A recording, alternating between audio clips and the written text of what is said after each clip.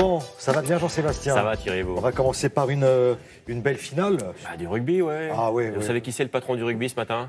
C'est Ah, Clermont. c'est Clermont. Clermont, évidemment. Ah bah, Clermont qui a été sacré champion de France hier soir. Les Auvergnats qui ont battu Toulon. Vous avez peut-être vu le match. En tout cas, c'est le deuxième titre de leur histoire. On voit ça en image. Allez, c'est parti. Et ça se fête évidemment un titre comme ça. Regardez cette barrée jaune, Thierry, pour soulever le bouclier de Brennus. Enfin, après tant de finales perdues cette fois, c'est la bonne. Et Clermont donc qui attaque ce match pied au plancher avec cet essai côté gauche de Raka. C'est ce Fidjien là qui va s'envoler et qui va filer derrière les poteaux.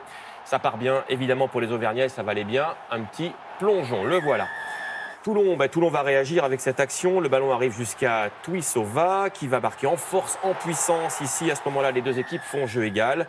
Mais voilà, en deuxième mi-temps, le sort du match se joue, vous voyez, sur des détails comme celui-ci, des pénalités ratées pour Toulon et un Morgan Parra intraitable pour Clermont. Monsieur 100% aux pénalités. Score final, 22-16 pour Clermont. 3 semaines après leur finale perdue en Coupe d'Europe, eh bien, les Clermontois bouclent enfin leur saison avec le titre de champion de France. À savourer sans modération, évidemment. Allez, autre temps fort de la soirée, regardez, hier soir, c'est la détresse des joueurs du PSG Handball, battus in extremis en finale de Ligue des Champions. Ça, c'est moins sympa. Tout s'est joué à 6 secondes de la fin. On est à 23-23 et ce but des Macédoniens de Skopje qui va leur offrir donc le titre européen en bout du match. Skopje qui inscrit son nom pour la première fois au palmarès de la Ligue des Champions.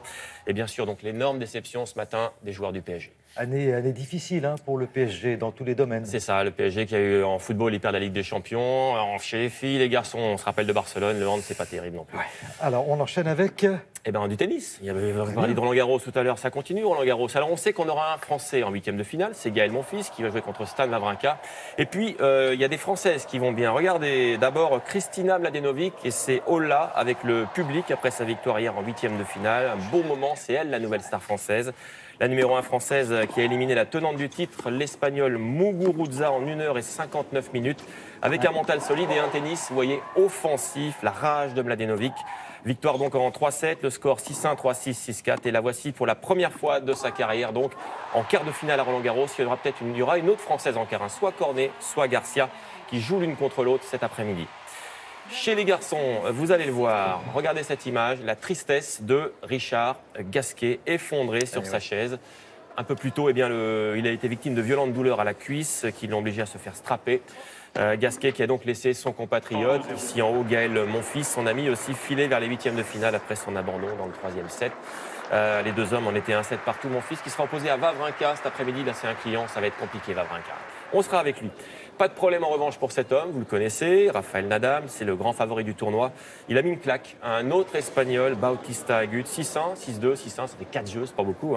Nadal, 9 fois vainqueur, qui continue donc porte d'Auteuil. Il jouera Carreño Busta, un autre Espagnol en 8e. Lui, c'est Djokovic, tout va bien aussi pour lui. Vainqueur en 3 manches d'Albert Ramos, 7-6, 6-1, 6-3. Le Serbe, lui, jouera contre l'Autrichien Thiem. Ce sera demain, les favoris se portent bien. Normalement, si tout va bien, ces deux-là, ils doivent se jouer en demi-finale, je crois. Et ensuite, tout ça, évidemment, sur France 2, sur France 4, et on passe d'excellents moments. Ça va se compliquer maintenant. Là, on va passer aux choses sérieuses. Voilà, on a vraiment maintenant les 16 derniers dans les deux tableaux. Qu'est-ce qu'on fait à présent? On prend l'air?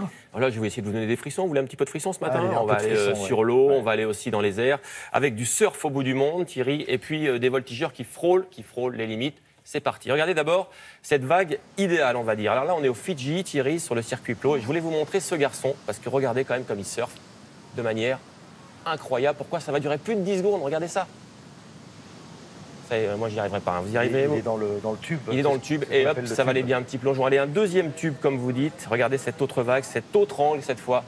C'est quand même superbe quand ça surfe comme ça. Voilà, il y a 3 Français au Fidji, Johan Deroux, Jérémy Flores et Michel Bourret, donc qui surfe là-bas en ce moment. Allez, dernière image pour finir. Ça, c'est très sympa aussi. Des images complètement dingues du championnat du monde de Air Race.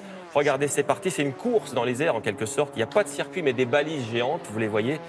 Ça se passe au Japon, à Chiba. Et les pilotes, qu'est-ce qu'ils font? Ils doivent slalomer le plus vite possible d'un point A à un point B, parfois même avec la tête complètement à l'envers, devant 90 000 spectateurs médusés. Voilà, le vainqueur, vous allez le voir, c'est lui, c'est un Japonais, il s'appelle Muroya. Évidemment, il est content, il a triomphé. Et ça fait du bien quand ça s'arrête. Ça donne un peu le vertige. Je pense que Grégoire Tournon, notre sportif maison, s'y est essayé. Je crois qu'il a des problèmes d'oreille interne, par contre. Sinon, c'est vertige pour la journée. Bon, en tout cas, merci beaucoup, Jean-Sébastien. Bonne journée.